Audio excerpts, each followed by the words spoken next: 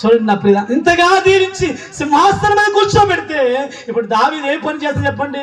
చేయకూడని పని, చూడకూడని దృశ్యం చేసి, చేయకూడని పని చేసి సృష్టికర్తను ఏడిపిస్తా ఉన్నాడు. అందుకే దేవుడు అంటున్నాడు, ఆకాశము ఆలకించుము, భూమి చెవియొక్కము, నేను పిల్లలను పెంచి గొప్పవానిగా చేసేది, వారు నా మీద చెప్పండి, వారు నా మీద తిరగబడతాడు. నా ప్రియ దేవుని బిడ్డగా, దీవించిన తర్వాత దేవునికి దూరం అయిపోతున్నావేమో, ఆశీర్వదించిన తర్వాత మందిరానికి దూరం అయిపోతున్నావేమో, దేవుడు అన్ని ఇచ్చిన తర్వాత ప్రతి రోజు రోజుకు 3 సార్లు ప్రార్థన చేశారు, కనీసం మోకాలు వంచడానికి కూడా నీ మోకాలు వంచలేకపోతున్నావేమో.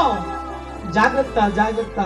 ఎప్పుడైతే దావీదు దేవునికి వ్యతిరేకమైపోయాడు, దేవుడి దృష్టికి పాపం చేశాడు, అప్పుడు బైబిల్లో రాయబడిన చక్కని మాట, అప్పటి నుంచంట దావీదు ఫ్యామిలీలంట యుద్ధాలు మొదలయ్యాయంట. ఒకరికొకరు పట్టలేదంట, తండ్రికి కొడుకు పట్టలేదంట, తల్లికి కుమార్తెకి పట్టలేదంట. మొత్తం ఫ్యామిలీ అంతా యుద్ధ రగడైపోతుంది. ఫ్యామిలీలో మామూలు చేతి కాదు, సొంత కొడుకే, దావీదు కడుపుని పుట్టిన సొంత కొడుకే అబ్షాలోము, నా ప్రియ దేవుడు, తండ్రిని ఆ రాజ్యం నుండి బయటికి గెలిపేశాడు, వెళ్ళిపోయాడు.